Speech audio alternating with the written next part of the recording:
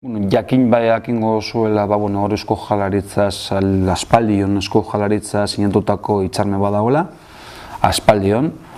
Hitzarmen horretarik bakarrik gauzatu da, promozio bat, hain zuzen ere Basozen indagoena, eta azkenengo txeak, segurutik jau da berrirako sartungo dire, jendea biziten, eta hortaz gain, badoz beste hiru, Sarratu, Azbarren eta San Miguel. Eusko Jaurlaritza zerbetan gabiz, Sarratuna aurrera doa, Azbarren promozioa, hitz egiten gabiz Eusko Jaurlaritzaz, baina nik ez dakit aurrikusita zeuan moduan operazio hori gauzatu ahal izango dan. Eusko Jaurlaritzak dekon daukasan baliabideak gaur egun eta daukan dirua ere. Eta hori berbetan gabe zeurekaz.